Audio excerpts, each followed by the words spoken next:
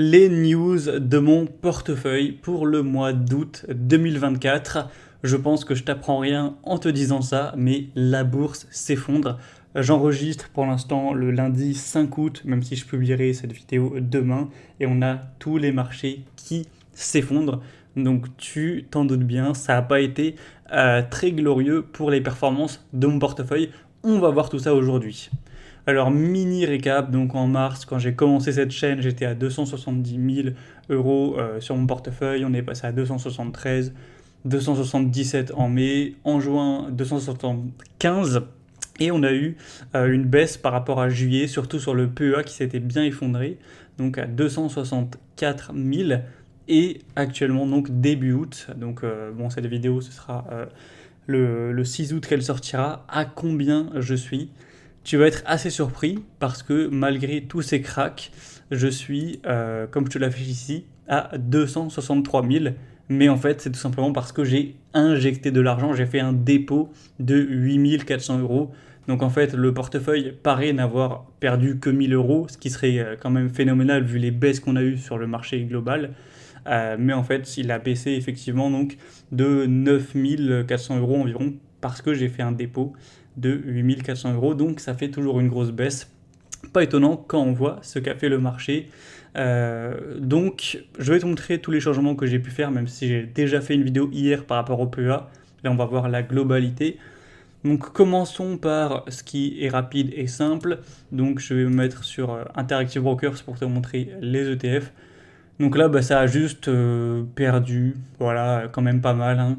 L'ETF World Quality, évidemment, qui a diminué en valeur. Le MSCI Europe Momentum qui a aussi diminué. Et le Emerging Markets également. Donc là, j'ai rien fait de spécial, hein. Simplement, en début de mois, j'ai remis 1 000 euros, comme je fais tous les mois sur ce portefeuille, hein, avec du DCA, sur le MSCI Europe Momentum. Et puis voilà. Et bien sûr, si on a des baisses qui sont très exagérées, j'ai du mal à articuler, eh bien, au lieu de faire 1 000 euros, je dérogerai à la règle et je mettrai plus sur potentiellement l'indice qui me paraît le plus intéressant, le moins cher. Mais comme tu l'avais peut-être vu sur une de mes vidéos récentes, donc je vais me connecter sur YouTube, je vais afficher ma chaîne. C'est simple, hein, la vidéo que j'ai fait la semaine dernière directement, où je te disais le SP500 me fait peur, au final ça n'a pas loupé, hein, il me faisait peur et il avait raison puisqu'il a bien baissé. Et moi du coup, à court terme forcément c'est chiant, hein, parce que la valeur des investissements sur les comptes etc. diminue. Mais moi comme je t'avais dit, ça me dérangeait qu'on ait un PER moyen de 28 sur le SP500. Donc cette vidéo c'était il y a environ une semaine.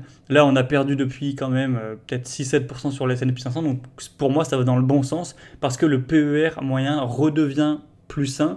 Donc là je sais pas, je suis pas allé regarder, mais je pense que ça a descendu déjà peut-être de 28 à 26, quelque chose comme ça, ou 25. Donc pour moi c'est positif parce que ça veut dire que le S&P 500 redevient sain.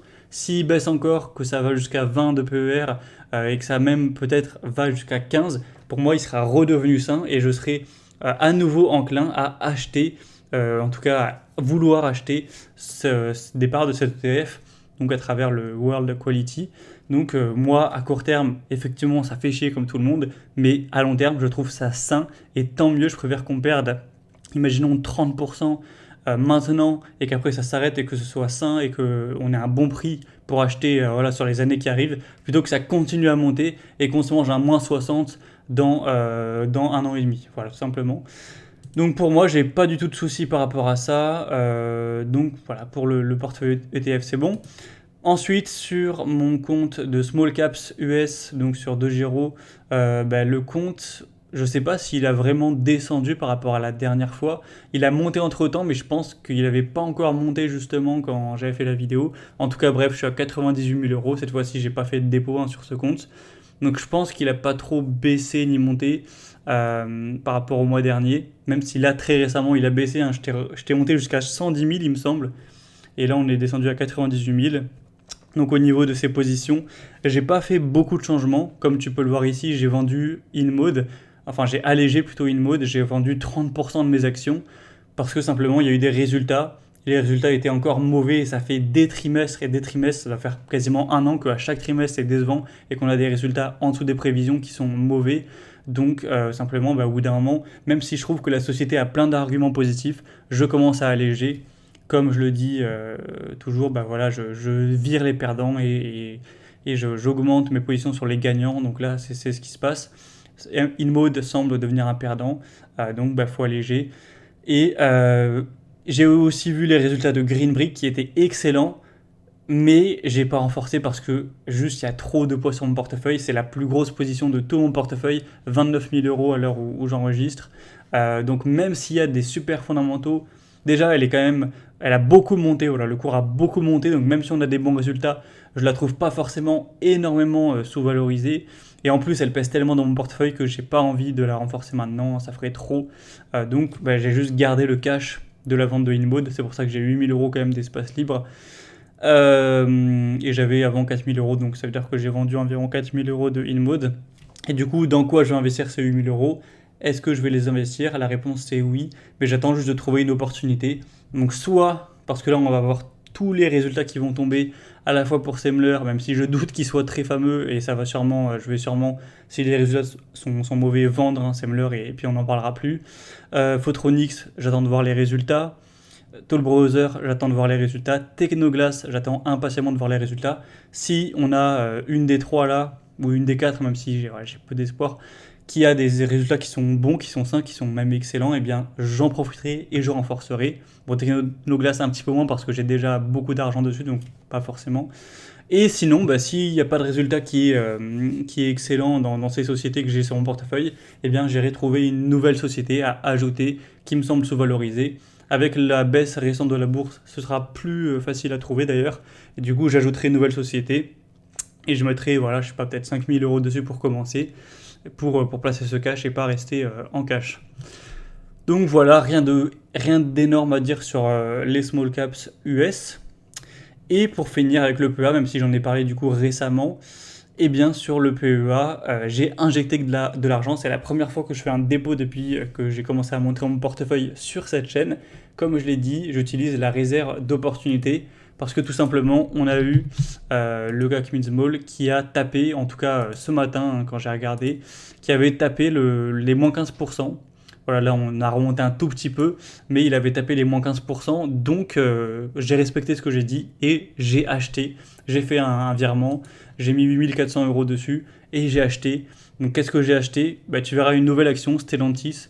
Je l'avais analysé il n'y a pas longtemps, donc je l'ai ajouté en plus au portefeuille, car je la trouve assez intéressante, relativement sous-valorisée. Et par contre, donc j'ai ajouté 8 000 euros. En plus, j'ai allégé Veralia et Métropole TV parce que les résultats étaient simplement mauvais, voire voilà, mauvais ou pas terribles en tout cas. Donc, comme j'ai dit, je vire les perdants, j'augmente les gagnants. Donc, j'ai allégé 2 000 euros de M6, 4 000 euros de Veralia, plus les 8 400 euros que j'ai déposés pour profiter avec ma réserve d'opportunité. Donc, j'ai fait des achats équivalents à 14 000 euros 400 ce matin. Et donc, j'ai renforcé Nexity à 3 500 euros, Vicat à 2 000 euros, Katana Group à 3 900 euros et Stellantis, j'ai créé la ligne avec un premier dépôt, un premier achat de 5 000 euros.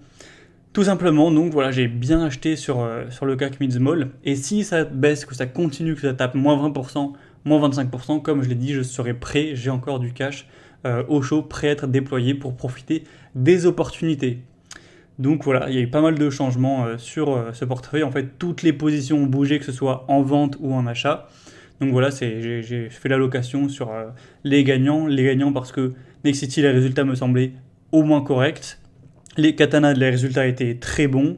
Vicat, les résultats étaient corrects. Stellantis, bon, ils étaient pourris, mais là, c'est parce que j'ajoute la société, car je la considère sous-valorisée. Donc voilà, j'ai allégé les perdants, j'ai renforcé les gagnants, tout simplement. Et pour finir, un petit coup sur le PEA-PME. Alors attends, faut que je me reconnecte, ça m'a déconnecté. Là, en fait, il n'y a pas grand-chose à dire, hein. Il n'a pas trop bougé. Tu vois que, bon, il est tellement décorrélé de tout, vu que c'est sur des mini... Enfin, j'allais dire des mini-caps, mais bon, c'est des small caps, notamment moins de 50 millions pour Molinvest, il me semble. Donc là, voilà, tu vois, on a un marché très baissier, Molinvest qui prend 1%, en fait, c'est... Bon, et puis des fois, elle perd 6% alors que le marché monte, voilà, c'est assez décorrélé. Poujoula qui a bien pris cher, mais en fait, globalement, Sa valeur n'a pas baissé du portefeuille par rapport au mois dernier, il me semble. De toute façon, j'y touche pas, j'ai pas injecté d'argent. C'est vraiment le portefeuille le plus passif, j'ai envie de dire, dans le sens où en fait j'ai ces positions, j'ai la croyance que dans 3, 4, 5 ans, elles doublent potentiellement. Donc en fait, je touche à rien et voilà, et je laisse ça dormir entre guillemets en attendant que le cycle se perpétue. Donc voilà pour mes positions. Donc globalement, bah, à court terme, forcément, comme je l'ai dit, je suis pas très content de ces performances, hein. Ça fait que j'ai perdu, il me semble, ouais, 9000 euros d'un mois à l'autre, donc ça fait toujours pas plaisir. Mais le côté plus positif, c'est que je suis content parce que j'avais du cash, j'en ai encore, parce que depuis 9 mois, je vois le marché qui, selon moi, est pas très intéressant. Donc en gros, j'ai pas vendu, j'ai pas voulu timer le marché à vendre et à garder en cash jusqu'à attendre un crack parce que voilà, c'est risqué de faire ça. Mais par contre, ce que j'ai fait, c'est que je n'ai pas acheté. Je n'ai pas acheté parce que bah, voilà, ça m'intéressait pas, donc je gardais tout, hein. J'ai pas investi depuis, il me semble, novembre 2023, quelque chose comme ça. Donc j'ai eu une somme qui s'est accumulée sur mes comptes, ce qui fait que voilà, j'ai de quoi acheter pendant cette baisse. Donc pour moi, c'est quand même positif car ça me permettra de profiter des opportunités. Et du coup, que ce soit aux États-Unis ou en Europe, si la baisse continue, je serai là et je balancerai du cash pour acheter. J'ai encore pas mal voilà, à cramer, donc pas de souci. C'est le pouvoir de la réserve d'opportunité, hein. C'est un peu à Paris. Si le marché ne cesse de monter, eh ben, tu as perdu clairement de la renta parce que tu avais cette réserve qui, elle, a fait que 3% sur tes livrets ou autres. Mais quand on a des baisses, voire des cracks, là, tu auras une bien meilleure performance si tu as gardé cette réserve d'opportunité. Moi, en vue du marché, j'étais bien content d'en avoir une et j'étais sûr que c'était mieux d'en avoir une. Enfin, en tout cas, sûr, non, mais je pensais que c'était probable que ce soit mieux. Et comme j'ai dit, voilà, je vais pas réexpliquer ma vidéo que j'ai fait récemment, mais le PER de 28 sur le SP500, ça me paraissait trop élevé. Donc là, si les marchés redeviennent plus intéressants, que ce soit en Europe ou aux États-Unis, ben, je vais me faire un plaisir d'acheter et de profiter des potentiels soldes qui arriveraient dans les semaines, les mois qui arrivent, hein. Donc voilà pour ce bilan. Donc on se retrouve pour le début du mois de septembre pour voir comment ça a évolué. Est-ce qu'il y aura une reprise et qu'au final tout aura repris à 5-10%? Est-ce que la crise se sera aggravée? Le crack se sera aggravé? On verra tout ça. Donc je te retrouve le mois prochain. Et si tu veux rejoindre ma formation gratuite pour te créer un portefeuille qui bat le marché, clique sur le premier lien en description. Allez, à très vite.